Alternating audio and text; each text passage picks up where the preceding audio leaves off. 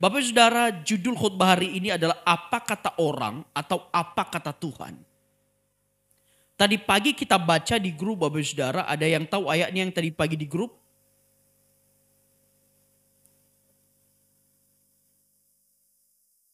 Yang tadi pagi dikirimkan di grup saudara, kita baca sama-sama.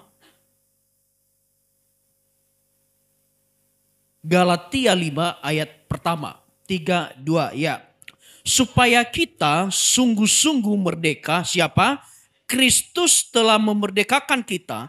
Karena itu berdirilah teguh dan jangan mau lagi dikenakan kuk perhambaan. Pertama, karena kita, supaya kita sungguh-sungguh merdeka, siapa yang harus memerdekakan kita? Kristus yang memerdekakan kita dari segala kutuk dosa, perbudakan dosa, perbudakan iblis, dari segala sesuatu yang diperbuat iblis dalam kehidupan kita. Dan kemudian dikatakan berdirilah teguh dan jangan mau lagi dikenakan perhambaan. Nah, Bapak Ibu Saudara, hubungannya dengan khotbah hari ini apa? Seringkali kita sebagai orang Kristen, kita berkata, saya sudah merdeka dalam Kristus, saya sebagai umat pemenang, saya sebagai orang yang sudah ditebus, tetapi tidak jarang dalam kehidupan kita, kita masih dikenakan kuk perhambaan. Nah, kuk perhambaan dari apa? Kuk perhambaan dari apa kata orang. Ingat baik-baik Bapak Saudara, seringkali yang menjajah kehidupan kita sepanjang hari, setiap kali yang menjajah kehidupan berkeluarga kita adalah bukan apa kata Tuhan, tetapi apa kata orang. Banyak orang bisa terlilit hutang hanya karena dengar kata orang, Bapak Ibu. Hanya karena dengar kata orang, kayaknya rumahmu bagus deh kalau dibuat dicat begini, padahal baru dicat putih.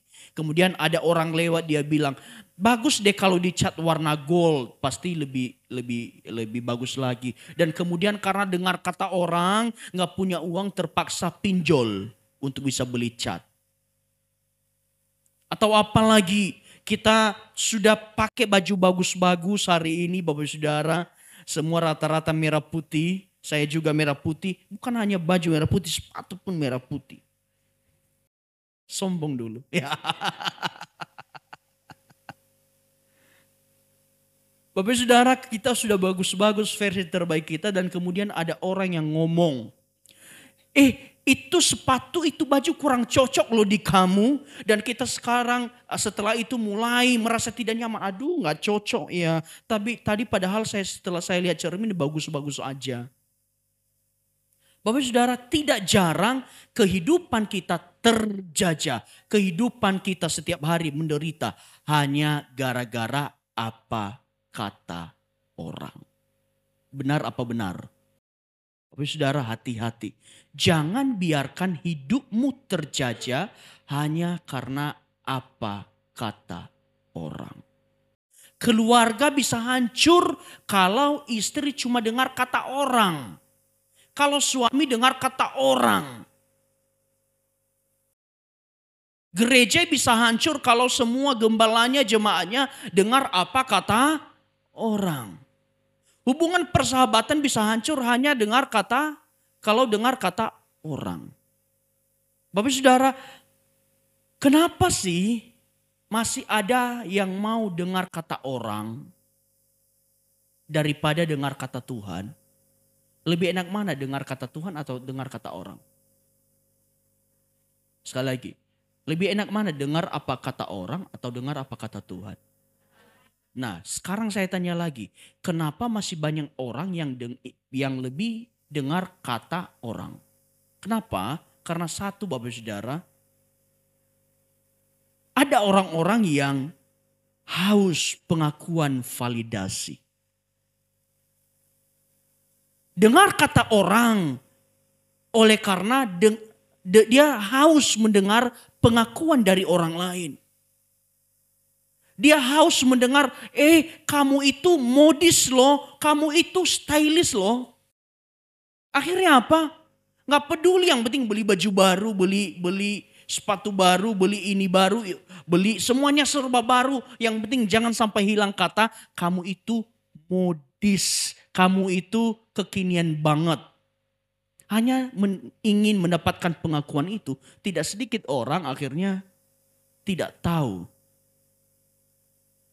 batas kemampuan hidupnya. Kemarin ada berita lucu Bapak Saudara. Kalau Bapak Ibu baca pasti akan ketawa dengar berita itu.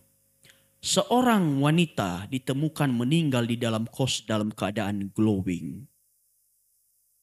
Ada yang baca? Karena dia lebih memilih beli skincare daripada beli makanan. Bapak Saudara, orang-orang yang haus validasi, orang-orang yang haus pengakuan dari orang lain, cenderung mengorbankan banyak hal dalam kehidupannya hanya supaya diberikan pengakuan. Kamu cantik loh, wajah kamu glowing loh. Iya, wajahnya glowing, perutnya mengkerut. Banyak orang yang mementingkan penampilan luar, tetapi tidak mementingkan kepentingan esensial dalam hidupnya. Karena apa? Karena butuh pengakuan validasi. Kedua, kenapa masih mendengar apa kata orang? Kalau dengar kata orang yang baik-baik, bagus. Tapi kalau dengar apa kata orang tidak membangun juga akan menghancurkan hidup kita. Itu kenapa? Karena dia berusaha menyenangkan semua orang. Bapak Saudara, saya mau bilang gini. Dalam kehidupan kita, kita tidak bisa menyenangkan semua orang. Kalau dirimu berusaha menyenangkan semua orang, itu tidak akan pernah terjadi dan hanya akan membuat dirimu menderita. Jangan hanya menjadi orang yang iya mas, nggih mas. Utarakan kalau dirimu tidak sanggup. Jangan sok kuat, jangan sok hebat. Kalau dirimu memang gak sanggup, bilang gak sanggup. Gak mampu ya gak mampu. Jangan berusaha menyenangkan semua orang. Karena tiap orang beda maunya. Coba bayangkan Bapak Saudara. Kalau saya sebagai gembala Bapak Ibu hanya berusaha menyenangkan Bapak Ibu. Yang ini bilang, Pak Gem, kalau kita cat gereja bagusnya kayaknya putih deh. Oke. Terus nongol lagi, kayaknya lebih bagus warna hitam deh.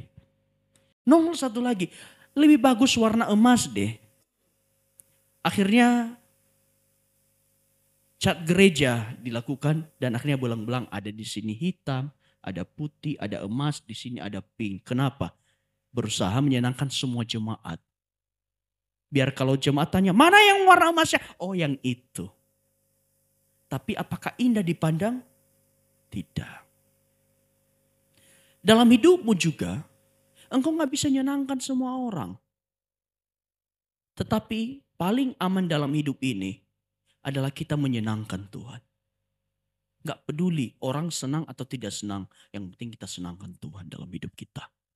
Ketiga, kenapa sih orang itu masih terpengaruh dari omongan orang? Karena standar dunia yang berubah-ubah. Tahu Bapak Saudara? Gak usah deh jauh-jauh. Fashion, baju penampilan zaman dulu. Kalau zaman dulu yang keren itu, celananya gombang-gombang sampai melebar ke kiri, melebar ke kanan. Itu yang modis. Kemudian sekarang yang modis itu bukan kayak gitu. Yang modis itu kayak gini nih. Pensil. Nggak tahu lagi nanti ke depan. Yang modis itu kayak gimana. Sekarang Bapak Saudara. Baru bulan ini yang menjadi HP terbaik mungkin Samsung S25. Kita udah merasa senang tuh. Saya punya HP yang terbaik. Kita diakui oleh orang lain Bapak Saudara. Hebat ya, kamu bisa beli HP Samsung S25. Kamu bisa beli iPhone 16 Pro Max. Setengah tahun kemudian keluar iPhone 17 Pro Max. Nah 16 udah gak terbaru lagi. Kalau kita berusaha untuk jadi yang terbaru terus, Yang ada kita keok, Bapak Ibu Saudara.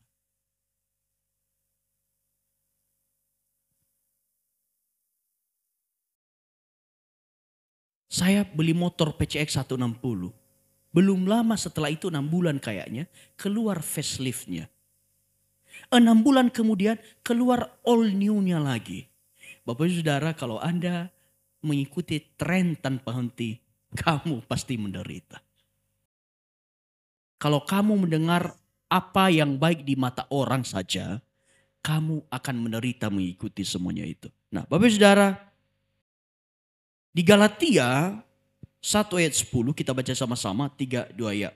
Jadi bagaimana sekarang? Adakah ku cari kesukaan manusia atau kesukaan Allah? Adakah ku coba berkenan kepada manusia? Sekiranya aku masih mau mencoba berkenan kepada manusia, maka aku bukanlah hamba Kristus. Ini adalah perkataan Paulus. Dia katakan, maka aku bukanlah hamba Kristus apabila aku masih mencoba menyenangkan manusia. Karena begini, semua tindakan baik kita, semua tindakan benar kita, tidak semua orang respon dengan benar. Pasti ada saja yang merasa julid terhadap itu. Kalau engkau lagi dijulitin hari-hari ini karena engkau lagi berbuat baik, engkau lagi berbuat baik dan orang bilang, sok suci, sok baik. Nggak usah peduliin Bapak Saudara. Karena Tuhan Yesus saja yang berbuat baik, super baik, masih dinyinyirin orang. Kurang baik apa Tuhan Yesus? Tapi masih dinyinyirin oleh orang lain. Jadi Paulus berkata, kalau aku mencoba berkenan kepada manusia, menyenangkan semua manusia, aku sama sekali nggak berkenan sebagai hamba Kristus. Nah, oleh karena itu kita harus hidup seperti apa? Sebagai orang-orang yang merdeka di dalam Kristus yang sesungguhnya. Nah, Bapak Saudara, pertama kita harus hidup dengan hidup berdasarkan identitas dalam Kristus. Bapak Saudara, saya mau tanya, identitas kita dalam Kristus apa? Apakah kamu sebagai babu? Enggak, tapi kita siapa? Kita anak Allah. Apa Riz?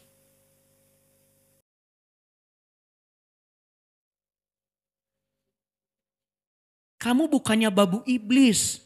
Ingat lebih baik, Bapak Saudara yang hadir di tempat ini.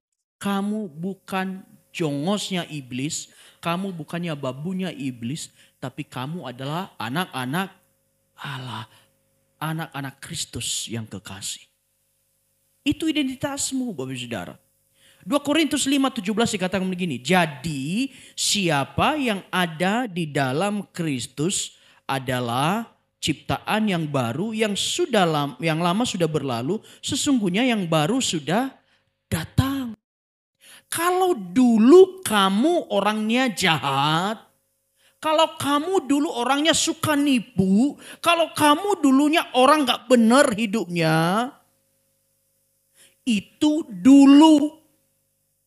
Tetapi sekarang kamu punya posisi dalam Kristus untuk hidup benar.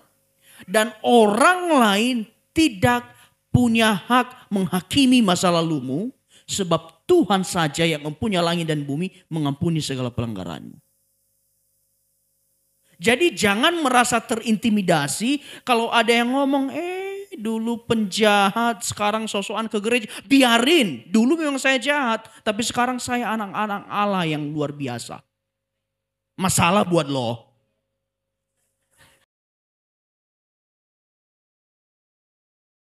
Bapak Saudara, kita semua di tempat ini adalah orang-orang yang ditebus. Orang-orang yang berharga.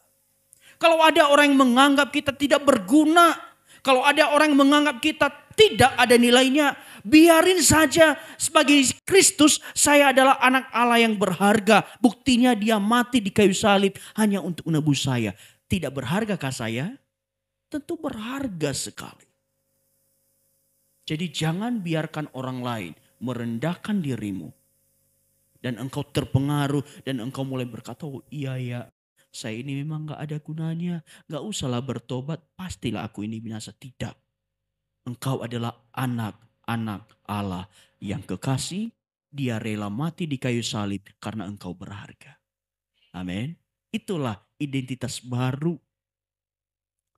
Kita adalah ciptaan baru, jangan biarkan orang lain mendikte kita oleh karena masa lalu kita. Paulus bilang gini, apa yang dahulu kuanggap keuntungan bagiku, sekarang kuanggap rugi karena Kristus. Dan apa yang aku meninggalkan, apa yang di belakangku, aku berlari-lari kepada tujuan. Bapak Ibu Saudara, dalam hidup kita, setiap kita punya masa lalu. Amin. Ada yang gak punya masa lalu? Semua punya masa lalu. Dan masa lalu itu ada yang kelam, ada yang baik. Nah, tidak jarang orang itu lihat masa lalu kita itu adalah lihat masa lalu yang kelamnya. Dia gak mau lihat yang baik-baiknya. Coba Bapak Saudara, berbuat satu kesalahan, maka orang lain akan melupakanmu. Karena 1000 kesalahan, orang lain akan melupakan satu kesalahan. Orang lain akan melupakan 1000 kebaikanmu di masa lalu. Tetapi hari ini Bapak Saudara, Tuhan tidak pernah mendikte kita.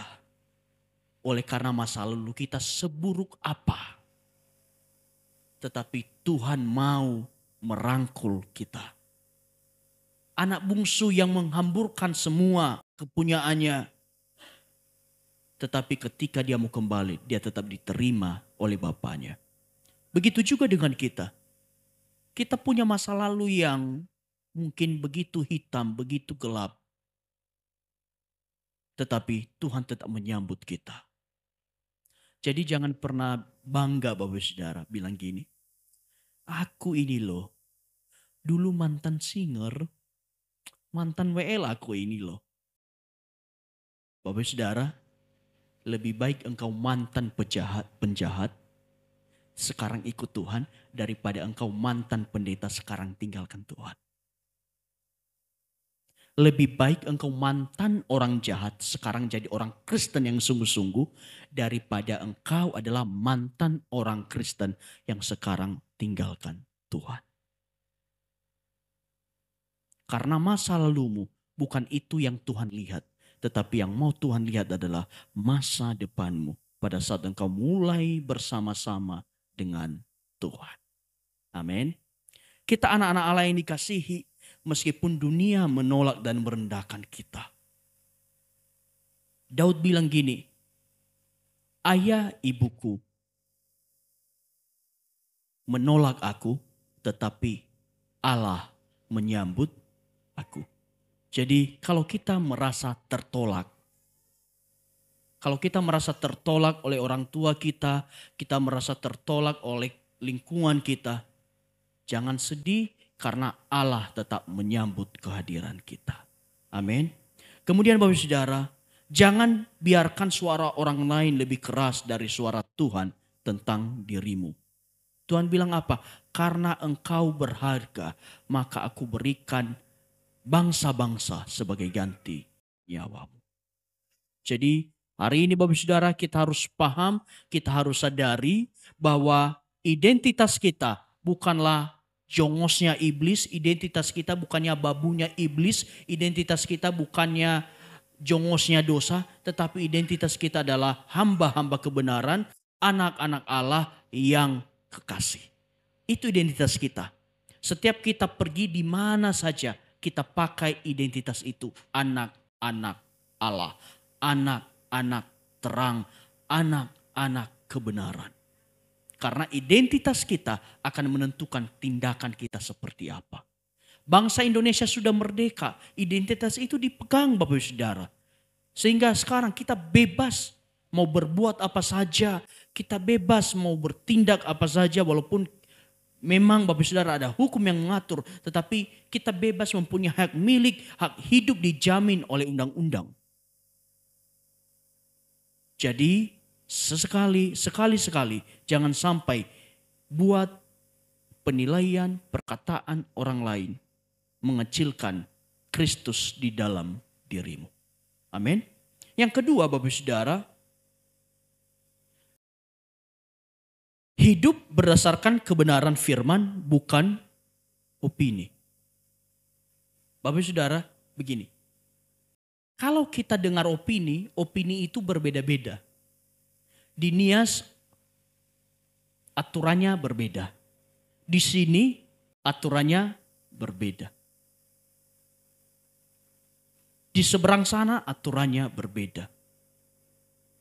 Di luar sana bilang cerai nggak apa-apa. Di luar sana bilang tinggalkan Tuhan nggak apa-apa. Tetapi hari ini firman Tuhan bilang apa? Kita harus teguh berdiri di dalam Kristus dan tetap mengerjakan keselamatan kita. Pedoman hidup kita cuma satu. Hanya Alkitab. Jangan jadikan perkataan nenek moyangmu, perkataan orang lain, atau budayamu atau apapun itu. Bapak Saudara, seringkali ada orang-orang yang terjajah hidupnya hanya karena apa? Dia lebih mementingkan melaksanakan apa yang menjadi kehendak orang dibanding dia melakukan apa yang menjadi kata firman Tuhan. Ketika saya dan Bu Gembala pindah rumah, ada banyak yang ngomong, sebelum pindah rumah harus begini, begini, begini. Tapi saya dan Ibu melakukan apa yang benar di mata Tuhan. Kami bilang, enggak. Kami mau lakukan apa yang benar di hadapan Tuhan. Sebelum kami pindah, enggak usah ribet. Kami datang pagi-pagi, kami berdoa, udah selesai cukup. Terkadang Bapak Saudara, begini. Kita ini sudah dimerdekakan ya. Katakan sama-sama, saya sudah merdeka dalam Kristus. Tetapi siapa yang bikin kita terjajah sebenarnya setiap hari? Adalah apa kata orang, apa penilaian orang, apa aturan orang. Bapak Saudara, di dalam Kristus kita ini adalah orang-orang yang sudah dimenangkan, yang sudah dibebaskan dari segala sesuatu. Jangan sampai aturan orang lain menghukum kita. Saya percaya di tempat tinggal kita Pontianak, ada berbagai aturan ini, aturan itu. Kita akan dibenturkan dengan itu Bapak Saudara. Tetapi saya mau katakan, kalau sekedar menghormati aturan silakan lakukan. Tetapi jangan jadikan itu pedoman dan panduan hidup. Amin. Nah, firman Tuhan adalah standar yang pasti dan tidak pernah berubah. Sedangkan di dunia ini kita akan menemukan standar ganda. Kalau di Nias, Bapak Ibu Saudara ke Nias, Anda akan melihat ada standar yang berbeda dari di sini. Dari Kalimantan.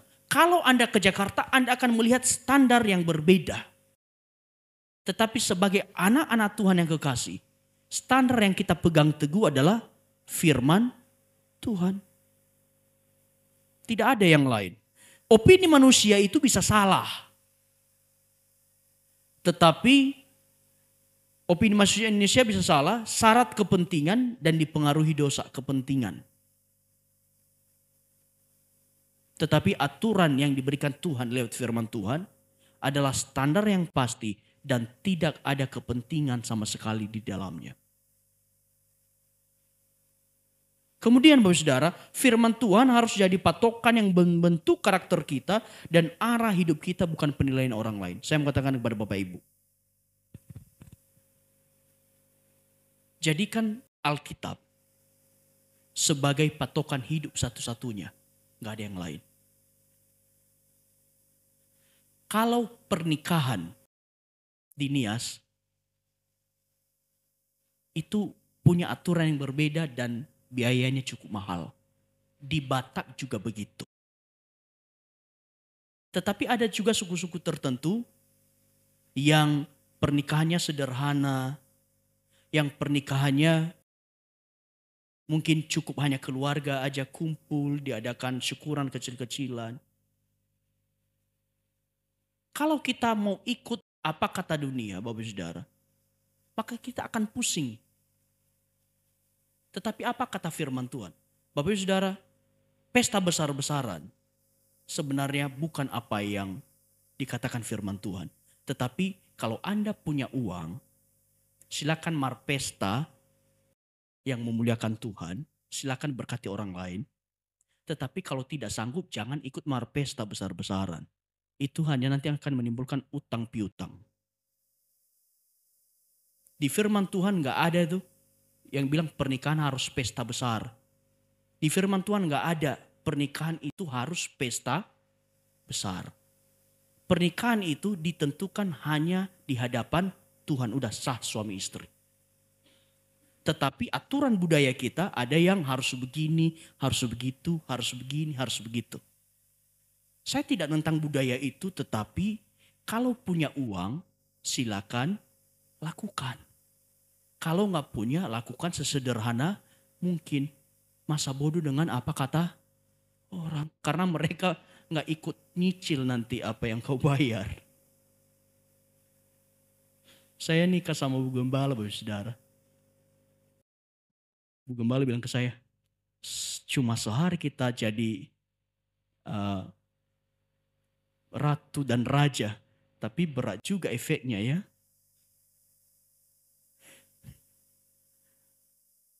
Bapak Saudara, sekali lagi saya katakan, saya tidak tentang budaya apapun di daerah manapun. Tetapi sesuai firman Tuhan, pesta besar-besaran itu bukanlah standar yang dikasih firman Tuhan. Kalau Anda mau berpesta punya uang silakan lakukan. Tetapi jangan sampai berpesta tetapi setelah itu Anda nangis. Nangis di pojokan.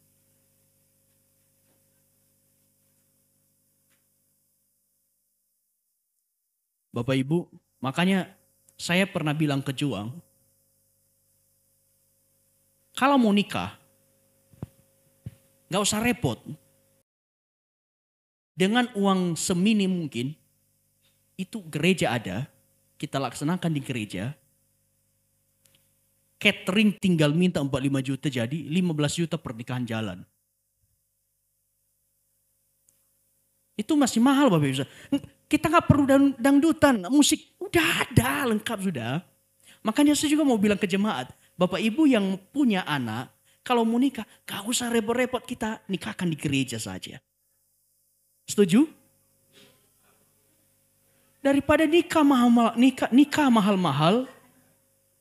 nikah mahal-mahal Bapak Ibu Saudara, tetapi setelah itu nangis di pojokan karena gak sanggup bayar.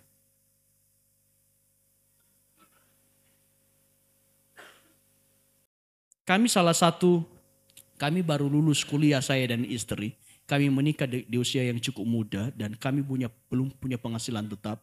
Kami adalah salah satu korban pernikahan yang besar. Tapi setelah nikah hitung-hitungan, wah gede juga ya.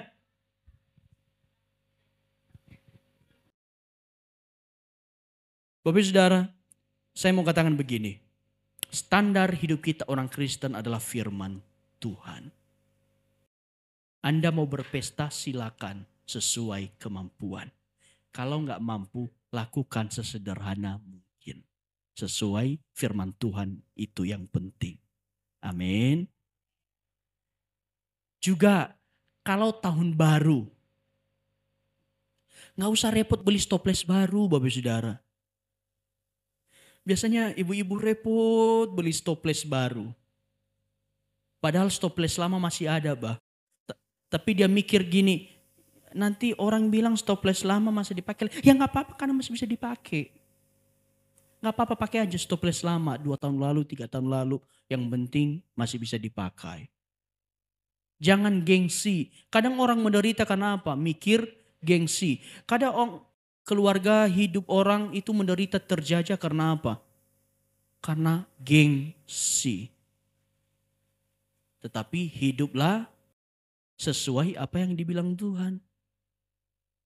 Maka hidupmu akan aman. Karena sesungguhnya yang bikin orang menderita itu bukan biaya hidup. Tetapi gaya hidup. Nah itu Bapak Ibu Saudara. Makin banyak gaya, makin banyak tekanan. Kalau mau sedikit tekanan, dikitkan gaya kita.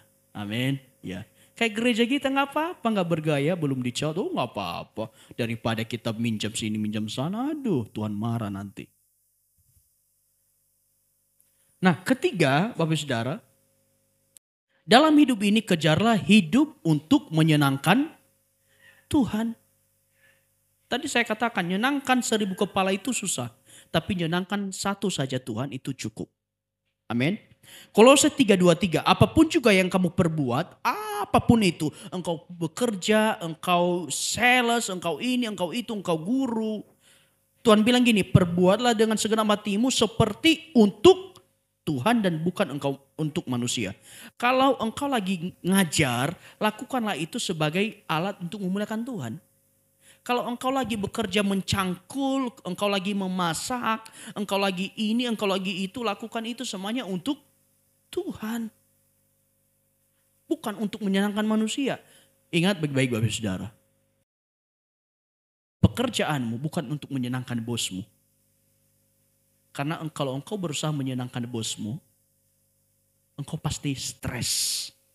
Tapi lakukan semuanya dengan sungguh-sungguh, dengan sepenuh hati untuk memuliakan Tuhan. Dan saya percaya orang yang bekerja memuliakan Tuhan pasti akan memberikan hasil yang terbaik. Dan orang lain pun akan senang. Amin. Lakukan segala sesuatu untuk memuliakan Tuhan. Karena tujuan hidup kita bukan menyenangkan orang tetapi menyenangkan Tuhan. Karena hanya Tuhan adil dan melihat hati kita apa yang kita lakukan. Ingat baik-baik Bapak Saudara, sebaik apapun engkau melakukan segala sesuatu, pasti akan ada kurangnya di mata orang. Benar enggak? Mau lakukan sebaik apapun itu pasti akan ada kurangnya. Tetapi saya percaya kalau orang yang melakukan itu untuk Tuhan, dia tidak akan kecewa dari penilaian orang lain. Tetapi kalau orang itu hanya melakukan untuk manusia, dikit-dikit tersinggung, dikit-dikit kecewa, dikit-dikit ngambek.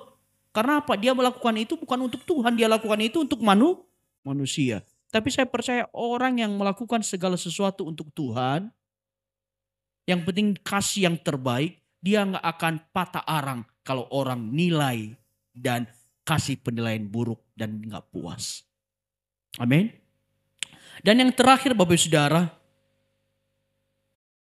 hiduplah dalam keberanian dan kemerdekaan rohani. 2 Timotius 1 ayat 7 dikatakan sebab Allah memberikan kepada kita bukan roh ketakutan, melainkan roh yang membangkitkan kekuatan kasih dan ketertiban. Dalam Kristus kita bebas dari tekanan sosial dan opini orang. Saya adalah orang yang termasuk enggak terlalu peduli apa kata orang. Kecuali kalau itu membangun saya akan simpan dalam hati dan saya perbaiki diri saya. Tapi kalau itu hanya akan menjatuhkan mental saya milih untuk silakan lewat, saya enggak butuh. Jangan biarkan semua apa kata orang masuk ke telingamu dan engkau campur adukan dalam isi kepalamu. Dan engkau akhirnya bingung mau ngapain. Dalam Kristus kita adalah orang-orang yang sudah dimerdekakan. Engkau adalah orang yang bebas dari tekanan apapun itu. Selagi engkau di dalam Tuhan, Paulus berkata, segala perkara dapat kutanggung di dalam Dia yang memberikan kekuatan kepadaku. Amin. Dan kemudian orang yang hidup bebas dari penilaian orang lain akan hidup berdamai, hidup dengan damai. Saya adalah orang yang salah satu orang yang terlalu tidak peduli terhadap apa kata orang kalau itu negatif. Tetapi saya punya karakter yang sedikit berbeda dengan ibu. Kalau ibu itu sangat mikir apa kata orang. Saya udah bilang, gak usah mikir tapi dia lagi belajar untuk itu. Saya juga mau katakan kepada Bapak Ibu yang di sini. Kalau hidupmu dinilai orang lain dan engkau rasa itu benar, terima, berubah. Tapi kalau orang lain menilai hidupmu yang tidak benar, memperkatakan hidupmu yang tidak benar, buang jauh-jauh ke tong sampah. Jangan biarkan itu mempengaruhi kehidupanmu setiap hari. Jangan sampai engkau sudah jadi singer di depan ini, engkau sudah sungguh-sungguh mengasihi Tuhan, kemudian ada suara sumbang. Dia udah jadi singer ya? Bukannya dulu itu masih suka gosipin orang, kok sekarang udah memuliakan Tuhan? Dan engkau mulai ciut nyalinya, oh iya ya aku gak layak ya. Saya mau katakan kepada Bapak Ibu. Jangan biarkan orang menghakimi masa lalumu. Karena Tuhan gak lihat itu, tapi Dia mau lihat apa yang sekarang yang sudah berubah. Amin. Bapak Ibu Saudara, satu kali ada seorang bapak dia jual ikan di pasar. Kemudian dia tulis dengan semangat, dia tulis biar cepat laku. Dia bilang, hari ini jual ikan segar. Dia dengan senyum yang sumringah, pasti laku. Kemudian datang satu ibu-ibu, dia bilang gini, Pak, ngapain sih tulis hari ini jual ikan segar? Nanti orang gak percaya loh, ngaku-ngaku segar. Akhirnya, ibu tadi bilang, Pak, kenapa sih tulis hari ini jual ikan segar? Orang itu sudah tahu kalau hari ini yang kamu jual itu ikan. Yang kamu jual bukan cukiok, Pak. Udah tahu, gak perlu tulis hari ini.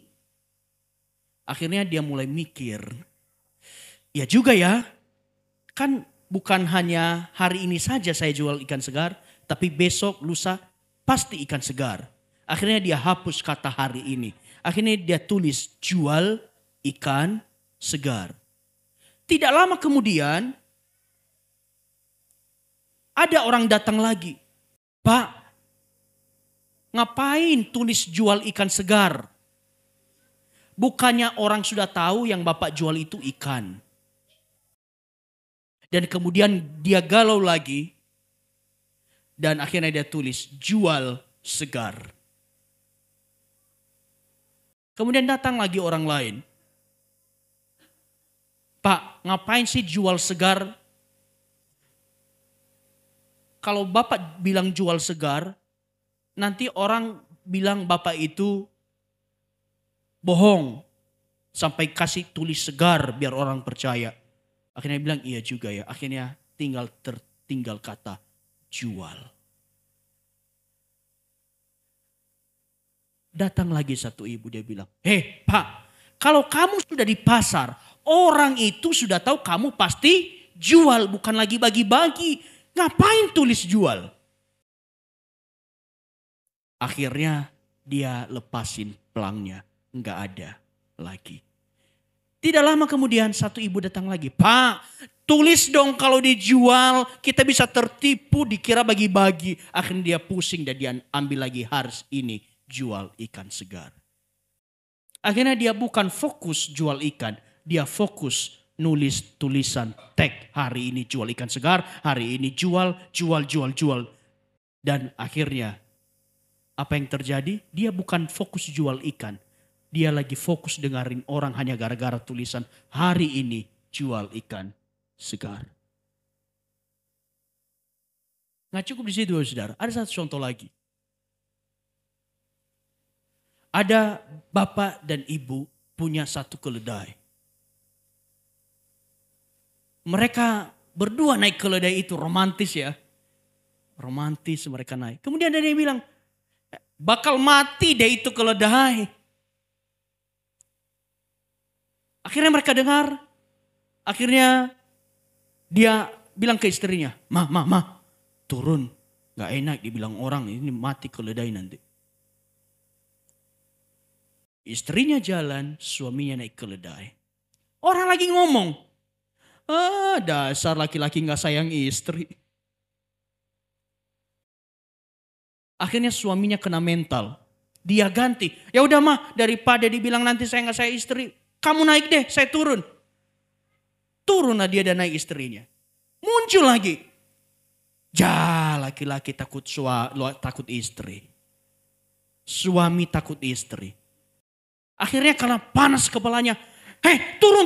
Ini orang ngejek saya ini. Mereka bilang saya takut istri. Kita jalan. Akhirnya mereka tenteng keledainya. Dan terakhir orang bilang, bego banget. Punya keledai bukannya dinaikin, malah ditenteng. Saya mau bilang Bapak Ibu. Apapun yang engkau lakukan, pasti ada orang yang menilai salah. Tetapi saya mau lakukanlah yang benar di mata Tuhan. Biar orang lain menilai, itu urusan dia. Kita punya urusan dengan Tuhan saja. Karena kita gak pernah bisa diterima oleh semua orang. Yesus tidak semua setuju murid-muridnya dengan dia. Buktinya ada satu yang belok. Siapa? Yudas. Di gereja juga gitu. Pasti ada yang memilih bertumbuh di satu gereja. Juga ada yang memilih untuk pergi dari gereja itu. Jangan sedih, itu keputusannya. Kalau Tuhan Yesus saja ditinggal, apalagi hanya hubungan jemaat dan gembala. Itu biasa terjadi. Yang penting kita teguhkan hati kita untuk melakukan apa yang benar di hadapan Tuhan. Amin. Jemaat GBIH, yuk kita jadi orang-orang yang merdeka. Kalau ada suara sumbang, disumbat saja.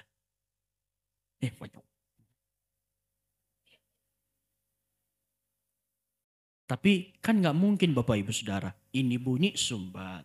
Bunyi sumbat. Kasihan kan mulut orang kalau disumbat.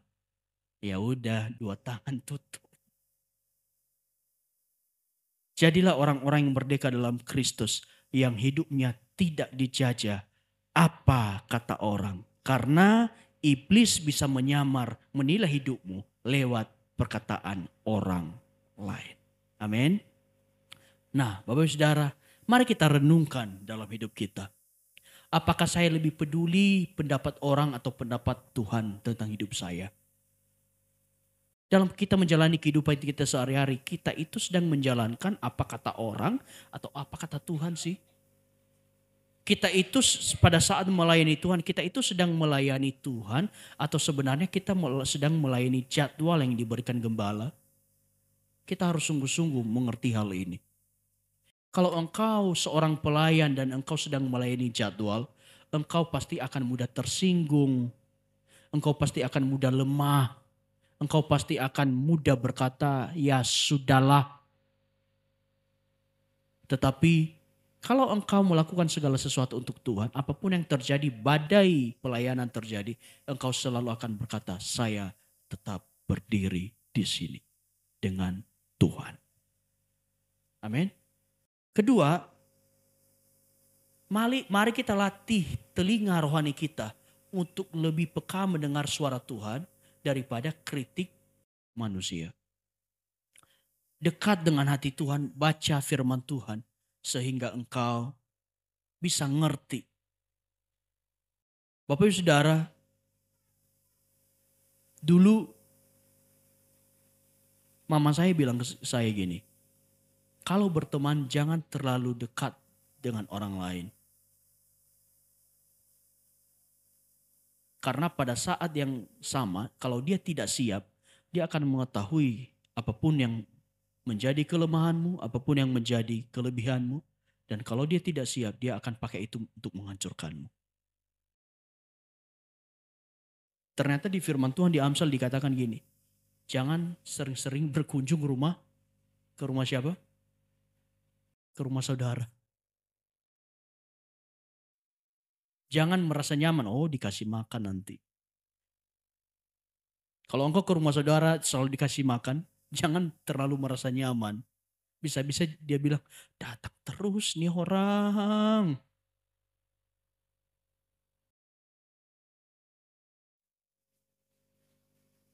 Tetapi saya percaya kita akan diberikan hikmat oleh Tuhan kalau kita hidup dekat dengan firman Tuhan. Amin. Saya juga dalam hidup saya, Bapak Saudara, saya menerapkan satu prinsip yang sudah saya katakan dari dulu. Kalau orang memberikan sesuatu kepada saya nggak anggap itu sebagai utang budi. juga saya katakan ke jemaat hari ini. Kalau Bapak Ibu memberkati saya dengan sesuatu, saya tidak akan anggap itu sebagai utang budi yang harus saya balas. Tapi saya akan anggap itu sebagai tindakan iman Bapak Ibu memberkati saya. Kalau saya memberkati lagi Bapak Ibu, itu juga sebagai tindakan iman saya memberkati Bapak Ibu, bukan membalas rendang yang kemarin Bapak Ibu antar di rumah. Kemarin sih nggak ada yang antar rendang. Nggak ada. Jadi jangan sampai kita punya kebiasaan dalam hidup kita kalau orang ngirim rendang harus dibalas dengan gulai kambing. Kalau ada yang ngirim orang babi harus dibalas dengan sate ayam. Jangan begitu Bapak Saudara. Punya mental yang begini. Kalau saya memberikan sesuatu kepada orang, itu saya memberkati dan saya lepaskan berkat. Dan itu bukan sebagai sesuatu yang saya harus tagih untuk harus kembali. Setuju nggak? Karena kalau kita memberikan segala sesuatu hanya untuk minta dikembalikan, itu bukan memberkati namanya. Itu namanya nanam saham. Mancing. Dia lihat tetangganya, kayaknya masak babi itu. Dia cari di rumah, masih ada sisa sate semalam. Dia pancing lah. Eda, inilah sate untuk anakmu, Da. Pergi aku ya. Udah ngasih sate, nunggu di rumah. Ntar lagi makan babi katanya. Tunggu sampai malam. Kok lama kali ya? Ternyata babi rendangnya gak dikirim-kirim. Apa yang terjadi akhirnya? Dia akan ngomong, itu gak tahu balas budi. Udah dikasih sate ayam. Masa rendangnya gak bale-bale?